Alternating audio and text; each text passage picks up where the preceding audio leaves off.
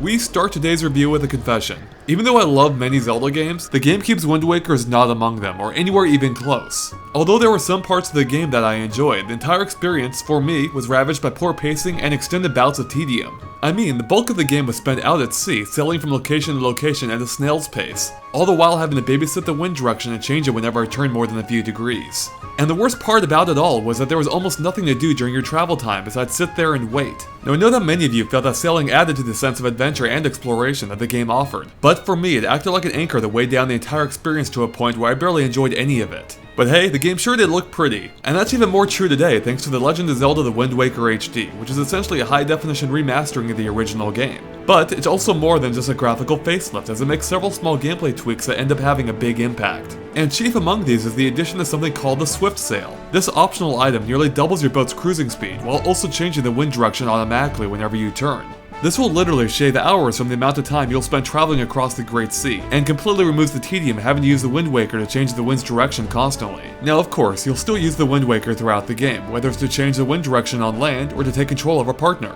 But even these instances have been tightened up, shortening the animation of each one by several seconds. And actually, several other animations that you see throughout the game have also been reduced, such as using the grappling hook or scavenging treasure. Now while a few seconds here and there may not sound like much, they really do add up in the long run, especially when you find yourself performing the same action over and over again, such as in temples. Another big improvement is in how the game actually handles. By moving the map and inventory to the gamepad's touchscreen, it allows you to plan your course or swap out your inventory in real time without having to pause the game. This is one of those things that never really bothered me in the original game, and yet now I couldn't imagine going back to how it used to work. And this actually goes hand in hand with the Swift Sail and improving sailing, as it now gives you something to do while en route to your next destination, allowing you to manage your inventory or consult your map and adjust your route as needed on the fly. It made sailing feel more dynamic and fun merely than just a means to an end. The controls have also been enhanced, allowing you to move around while in the first-person perspective, in addition to using the gamepad's motion controls for aiming first-person weapons. Both of which are really good additions. Well, mostly, because the motion controls did prove to occasionally be finicky and unresponsive, which is something I haven't experienced in other Nintendo games that made use of them, such as Ocarina of Time 3D. Now for the most part, this isn't a huge problem, as you can also use a right stick to aim manually. But because 2 out of the 3 inventory slots are activated using your thumb, this means you can't aim and shoot at the same time. The only way around this is to assign those items to the R button instead, which isn't exactly ideal. Again, it's not a big problem, but these control issues were definitely annoying at points. Now while everyone's exact stance on sailing in the original game is all over the map, there is one topic I'd wager most gamers agree on: the infamous Triforce Quest, which took forever. Now, I'm not going to say anything specific, just to avoid spoilers, but let's just say that this too has been vastly improved, taking just a fraction of the time and effort it did originally.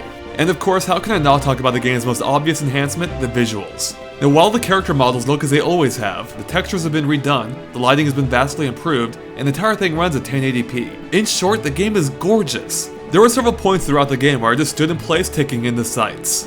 Let's put it this way, if I didn't know better, the Wind Waker HD could have fooled me into thinking it's a brand new Zelda game. So clearly there are quite a few improvements made to the game, and I didn't even cover them all. But what really matters is how they impact the overall experience. Now individually, all these changes may not sound like much, but when taken together, they're transformative. What I once found to be a poorly paced and sluggish adventure is now a rip-roaring adventure across the high seas. By eliminating the low points, I allowed the high points to really shine, such as the puzzling temples, random people you'll encounter out at sea, and of course Windfall Island, which has always been one of my favorite video game towns. The whole game is just so darn charming. I mean, just look at those eyes.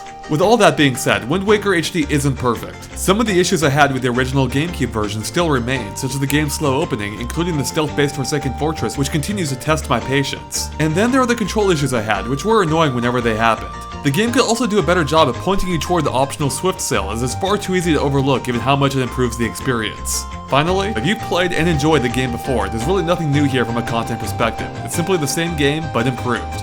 But overall, The Legend of Zelda The Wind Waker HD stands as one of the best remasterings I've ever played.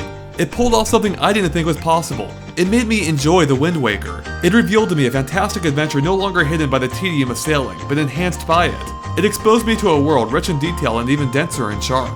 And it doesn't hurt that the entire experience is gorgeous end to end, which is why I'm giving the game 4.5 stars out of 5. Thanks for watching, and make sure to stay tuned to GameXplain.com for more on The Legend of Zelda The Wind Waker HD and other things gaming too.